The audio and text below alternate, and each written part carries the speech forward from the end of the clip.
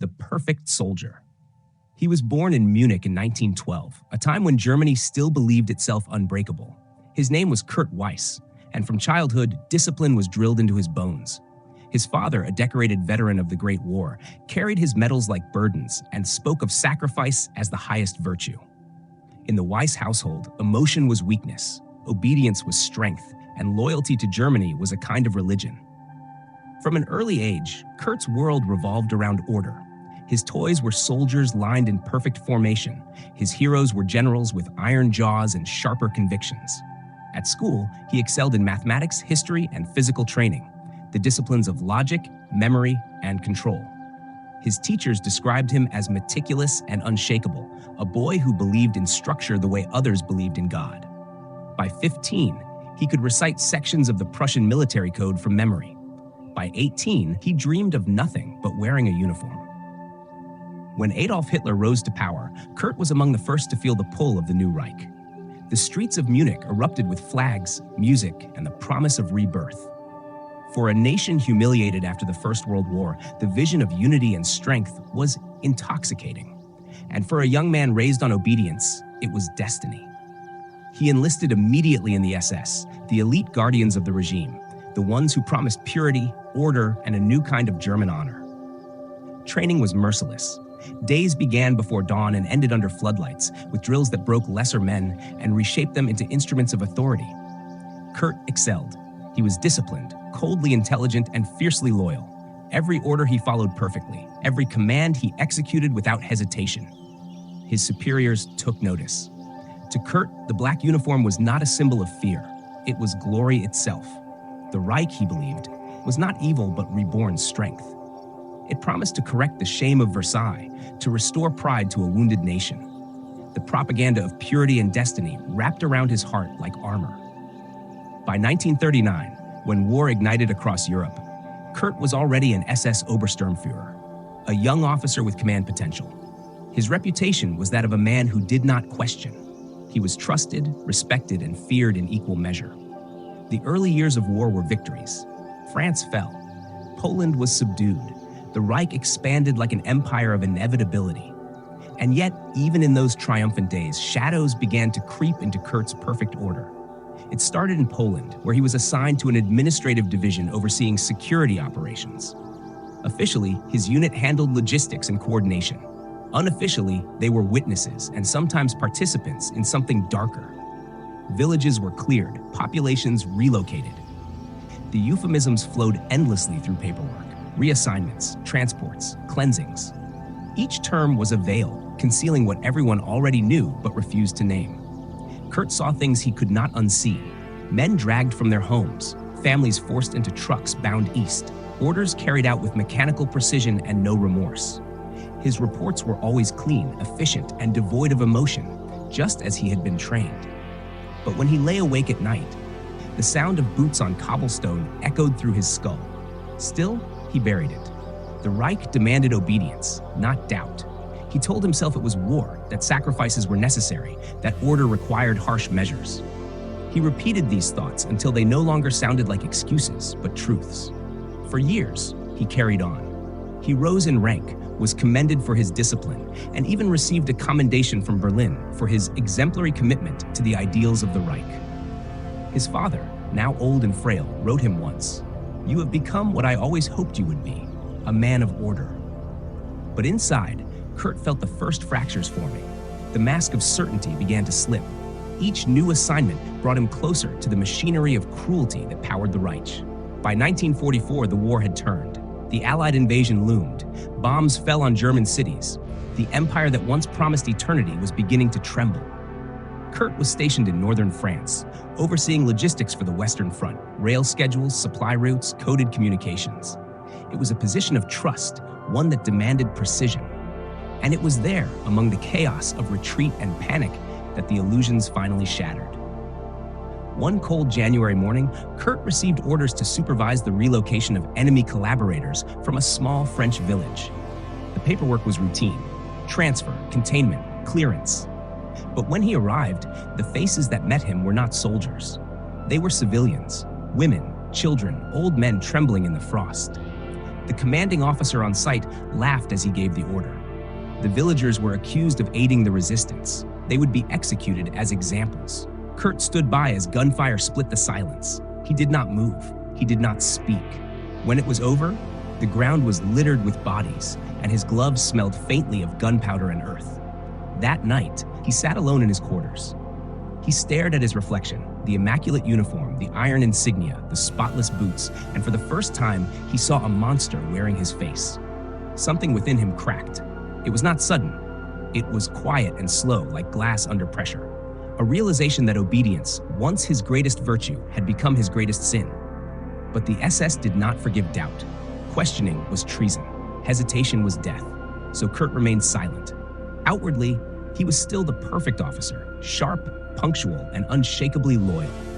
But inside, a war had begun that no one else could see. Every order he carried out felt heavier than the last. Every coded message he sent seemed like a confession. And as Germany's once invincible armies began to crumble, so too did his belief in everything he had sworn to protect. By spring, the whispers had reached even his command post. Officers were beginning to question the Führer's sanity. Some spoke quietly of resistance, others of betrayal. And Kurt, once the embodiment of obedience, began to listen. It started with a single thought that grew louder each night. If loyalty is blind, then truth must be treason. And once that seed took root, there was no going back. End of chapter 1, The Ghost Within. By the spring of 1944, the world around Kurt Weiss had begun to unravel. The Reich that once seemed unstoppable now trembled beneath the weight of its own lies. Allied bombers darkened the skies over France, railways and supply lines crumbled under fire, and every German officer felt the inevitability of defeat creeping closer. Yet within the SS, the illusion of control persisted, a desperate theater where loyalty was performed even as belief decayed. For Kurt, this was the year his transformation began, not with a declaration, not with rebellion shouted from rooftops, but with silence. A silence that concealed something far more dangerous than treason: conscience. On the surface, he remained the perfect officer. His uniform was immaculate, his reports efficient, his salute unwavering. But beneath that precision, he had become hollow. Orders felt heavier now, like stones tied to his hands. Each convoy he authorized, each coded message he sent, carried a shadow of guilt. Somewhere along the chain of command, people would die because of him, people whose names he would never know. And then came the order that shattered what little remained of his obedience. A directive from Berlin, stamped with the seal of high command: coordinate the movement of special transports eastward. The phrase was familiar, and so was its meaning. Everyone in the SS knew what those transports carried. The euphemism had long since lost its disguise. He read the papers once, then again, as though repetition could alter their meaning. It didn't. That night, in the isolation of his quarters, Kurt burned them, each page curling into black ash. When the last corner crumbled, he stared at the glowing embers and felt, for the first time, something close to freedom. The next morning, he submitted a falsified report. The convoy had been delayed by sabotage. No one questioned it. The war had become chaotic, and excuses were plentiful.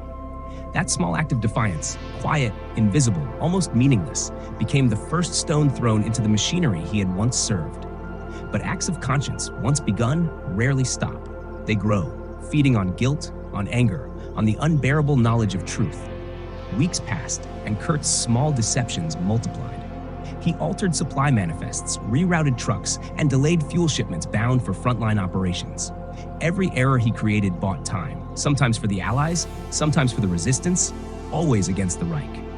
It was dangerous work. The SS did not tolerate mistakes, and the Gestapo's eyes were everywhere. But Kurt's reputation for perfection shielded him. He had built his career on precision, and now that same reputation became his disguise. Still, paranoia gnawed at him. He began noticing small things: the pause in a subordinate's salute, the flicker of suspicion in a superior's glance. He learned to destroy his notes nightly, to burn letters before sleeping, to write nothing he could not deny. He was no longer just an officer. He was becoming something else entirely, a ghost within the system he once believed in. The transformation was not heroic. It was slow, suffocating, and marked by fear. There were nights when he woke drenched in sweat, unsure if he was the man committing treason or the one hunting it. His conscience was both his enemy and his only ally. It was during this time that whispers began to reach him from the shadows of occupied France, murmurs of a growing resistance network. They spoke of German officers secretly aiding them, feeding information, sabotaging supply lines. At first, Kurt dismissed it as rumor, but the idea stayed with him, circling his thoughts like a bird that refused to leave. When the Allied invasion seemed imminent, he made contact. The first exchange was careful, wordless, almost ritualistic, a folded note left beneath a cracked stone near a vineyard outside Caen. Inside, a set of railway schedules marked high priority. It detailed the movements of ammunition convoys headed toward Normandy, a test for them and for him. Days later, he heard the news. Allied bombers had struck the convoy, destroying it before it reached the coast. Officially, it was called a coincidence. Unofficially, Kurt knew what he had done. The guilt he'd carried for years shifted that night. It did not vanish. Guilt never does, but it changed shape. It became purpose. From then on, Kurt lived a double life. By day, the efficient SS officer. By night, a silent saboteur. His code name, whispered among resistance couriers, was Der Geist, the ghost. But double lives cannot last forever. The Gestapo's hunt for traitors had intensified.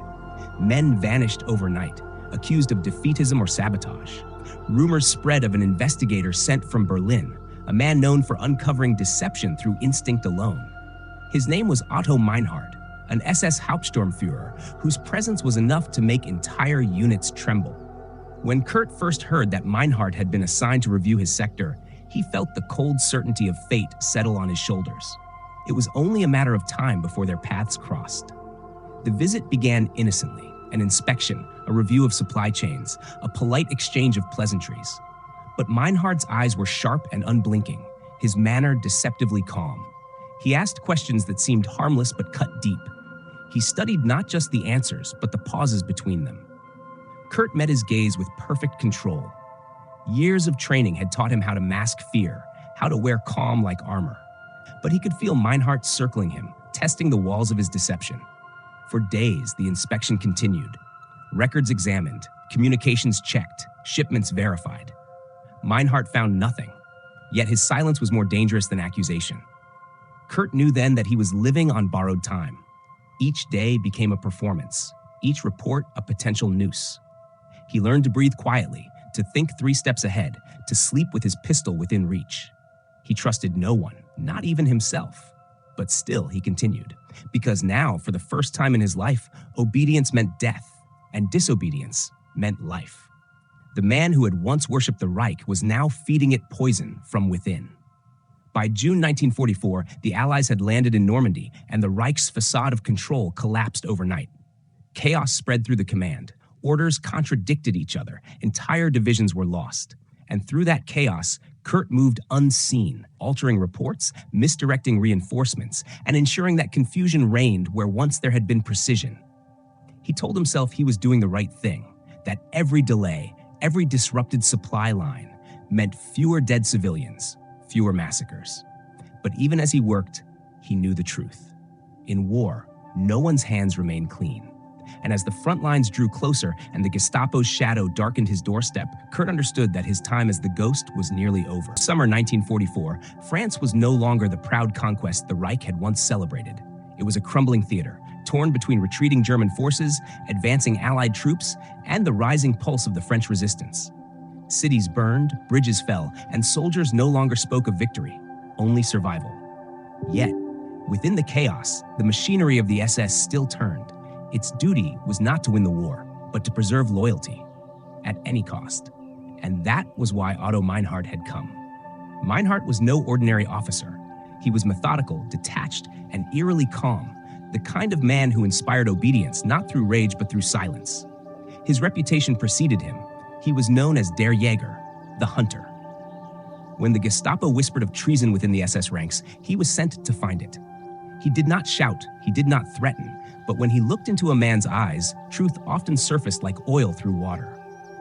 Kurt Weiss had read Meinhard's file before his arrival. The man's efficiency was unsettling.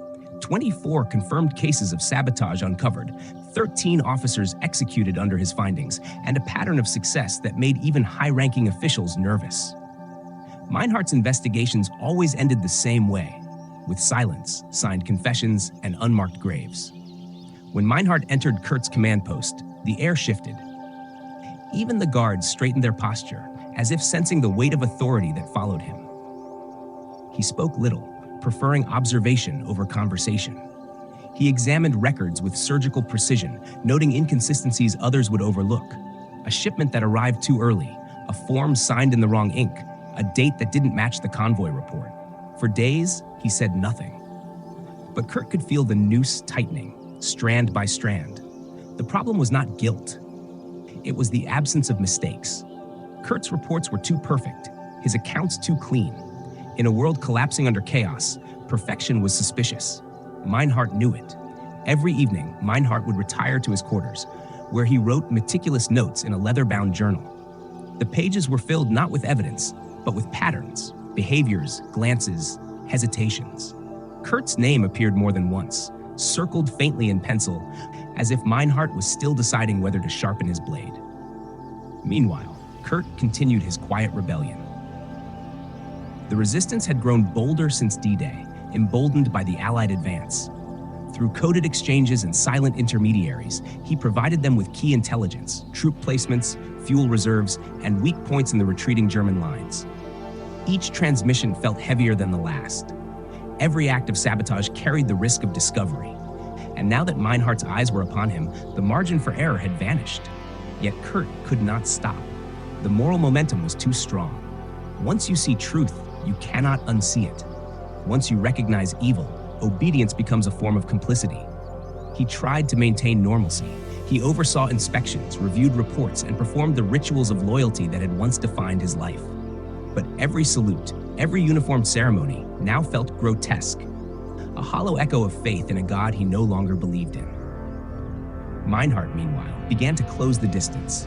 He asked questions, simple ones at first. Where were the supply routes redirected last month? Who approved the delay in the sand transport? Why was there a discrepancy between requisition forms and actual delivery logs? Each question was a scalpel cutting closer to the heart of Kurt's deception. One evening, Kurt returned to his office to find Meinhardt already there, standing by the window, watching the last traces of sunlight vanish beyond the horizon. On Kurt's desk lay an open file, his own reports. Meinhardt turned, expression unreadable, and asked a single question about the missing convoy from weeks earlier. Kurt's answer came easily, rehearsed and calm. But Meinhardt didn't respond. He simply nodded, closed the file, and left. That silence was more terrifying than accusation. Over the next few days, Meinhardt's tone shifted subtly. He no longer asked questions in public. Instead, he appeared beside Kurt unexpectedly, during inspections, at briefings, even at the mess hall. His presence became inescapable, his gaze a constant weight. It was as if he were studying Kurt not as a colleague, but as a specimen. Then came the letter. It arrived on a rainy afternoon, sealed with the insignia of the Reich Main Security Office. It was an internal directive, ordering all officers to submit updated records of correspondence and communication for audit. Every intercepted letter, every coded message, every internal memo, all to be reviewed for signs of treason. Kurt felt the blood drain from his face as he read. He knew what this meant. His falsified documents, his secret relays with the resistance, even one error could expose him. That night, he made a decision. Under the cover of blackout, he retrieved a small satchel hidden behind a false panel in his quarters. Inside were documents, proof of his secret work, resistance codes, maps, even intercepted orders he had sabotaged. He knew he could not destroy them. They were too valuable to the cause. But if he kept them, they would destroy him. He rode through the dark countryside to a ruined chapel miles outside town, the Resistance's dead drop point. Rain lashed against his uniform as he left the satchel beneath the altar, whispering the coordinates of its location into memory. When he returned before dawn, his boots were soaked, his nerves shattered. The next morning, Meinhardt summoned him. The conversation was brief. Another inspection, he said, a review of personal quarters, routine. Kurt followed him down the corridor, each step echoing like a countdown. Meinhardt entered the room and began his search. Drawers, desk, shelves, bedding, methodical, precise, patient. When he reached the wall panel, Kurt felt his breath stop, But Meinhard passed it without pause. He found nothing. And yet, as he turned to leave, Meinhard said something quiet, something that made Kurt's blood run cold, a suggestion that sounded almost like mercy, almost like warning. From that moment, Kurt knew Meinhard suspected everything. Days passed in silence. The war outside grew louder, the front lines nearer. But within the base, the tension was unbearable. Men whispered that the Gestapo would soon purge anyone untrustworthy. Executions had already begun in neighboring towns. Kurt began preparing for the inevitable: a flight, an escape, a disappearance. But he couldn't simply vanish. Too many depended on his position, on the intelligence he could still pass. And Meinhard? Meinhard wasn't done yet. Late one night, as thunder rolled across the horizon, Meinhard's car was seen leaving the compound. The guards assumed he was returning to Berlin. He wasn't. Kurt discovered the truth only days later. Meinhard had gone to meet with higher command, carrying with him several sealed files marked Weiss, Kurt, investigation pending. The storm had broken, and somewhere deep down, Kurt realized he had only one chance left to stop the noose from tightening. After 1944, the world Kurt Weiss had known was collapsing. The Reich's banners, once symbols of unstoppable power, now hung torn and scorched over cities reduced to rubble. The Allies had broken through in Normandy. Paris was on the brink of liberation, and whispers of Germany's defeat spread like wildfire through every occupied town.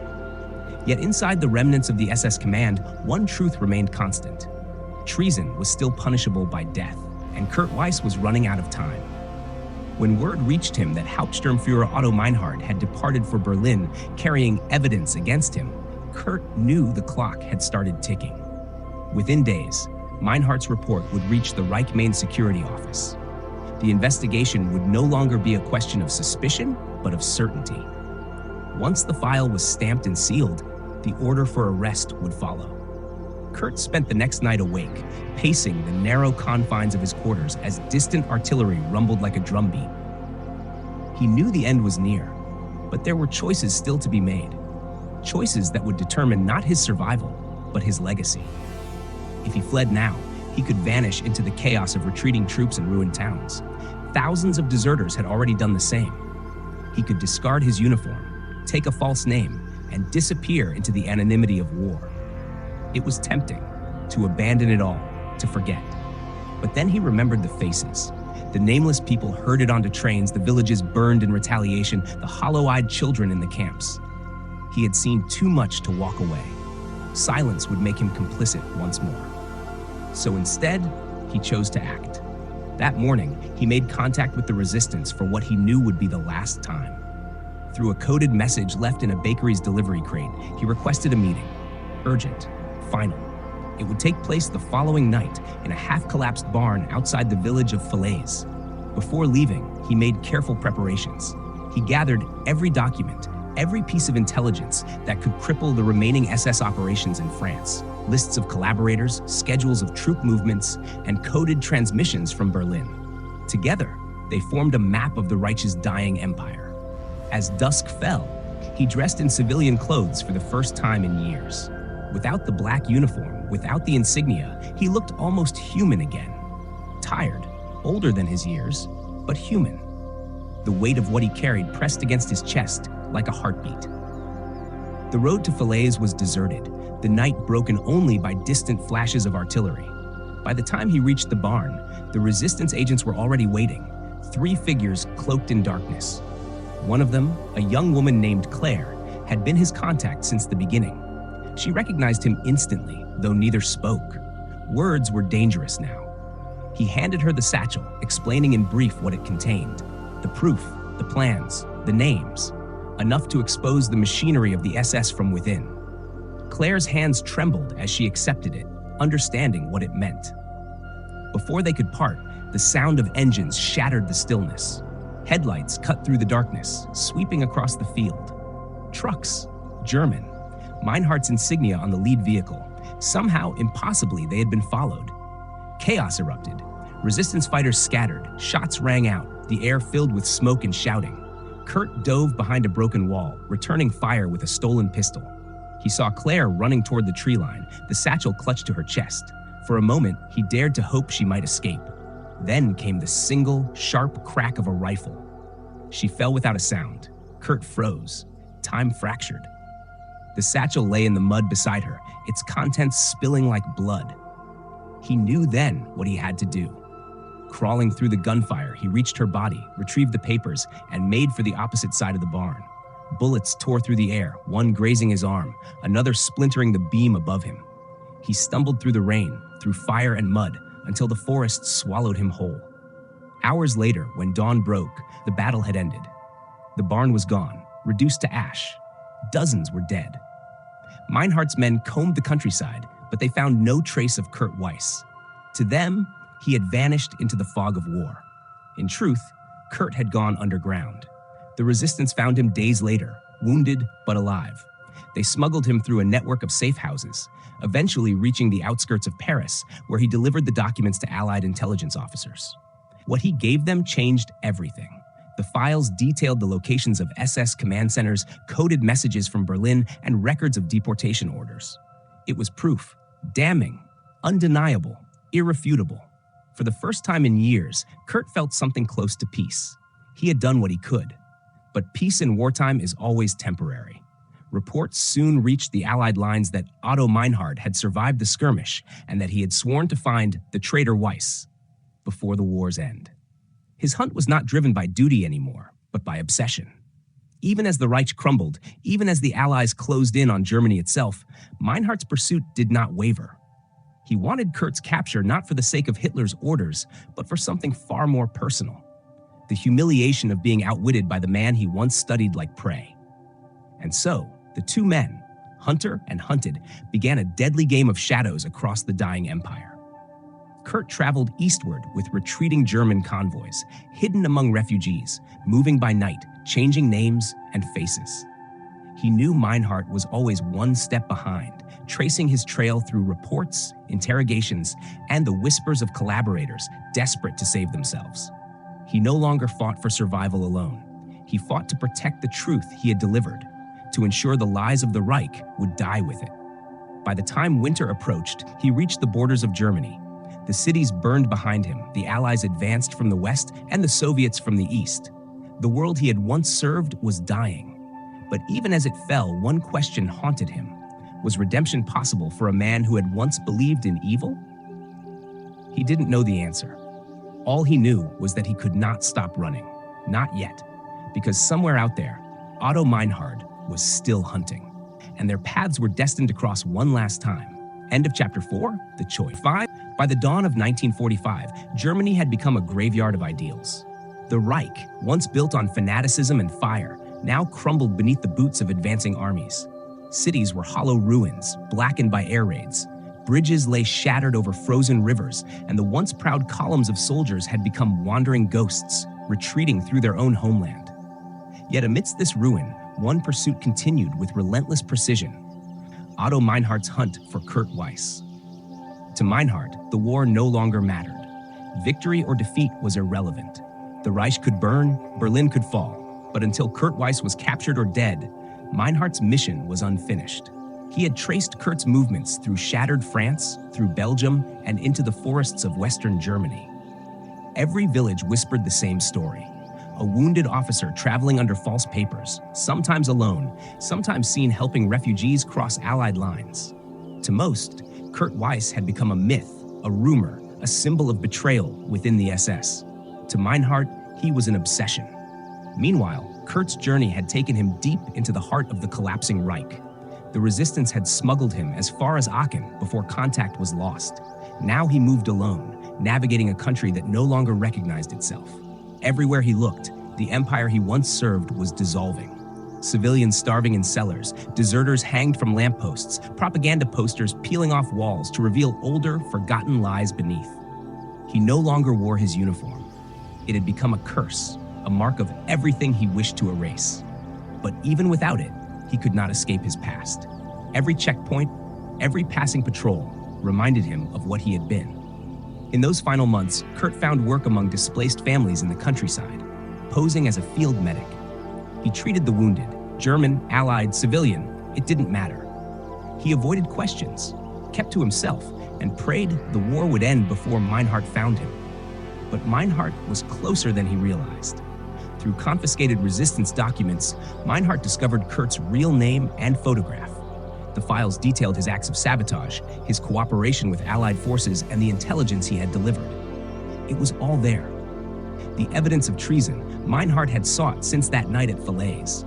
But instead of satisfaction, what he felt was fury. Not only had Kurt betrayed the Reich, he had succeeded. To Meinhardt, this was not about loyalty anymore. It was personal. Kurt's defiance had mocked everything he stood for: order, obedience, control. And so, while Berlin fell into chaos, Meinhardt diverted his unit's remaining resources toward one final mission: hunting the man who had made him look powerless. Kurt's last refuge was a small village near the Harz Mountains, a place untouched by the war for now. The locals barely spoke to strangers, and he hoped anonymity would protect him. But peace, like all illusions, was temporary. One bitterly cold night, as snow fell thick over the valley, he heard the sound of engines in the distance, heavy trucks grinding through the frozen road. The sound grew louder, closer, until headlights cut through the darkness and illuminated the edge of the village. Soldiers. SS insignia. He knew immediately. Meinhardt had found him. Kurt fled before dawn, taking only a satchel of medical supplies and a small revolver. He moved through the forest, the cold biting through his coat, his breath visible in the pre-dawn air. Behind him, searchlights swept across the trees, and the distant bark of dogs echoed through the stillness. For hours he ran, guided only by instinct. The snow muffled his footsteps, but it also betrayed him. Each print a trail for the hunters. When exhaustion finally overtook him, he collapsed in the ruins of an old chapel deep in the woods. There, surrounded by broken pews and the faint scent of burnt wood, he made his stand. He knew Meinhardt would come himself. He always did. When the first soldiers arrived, Kurt was ready.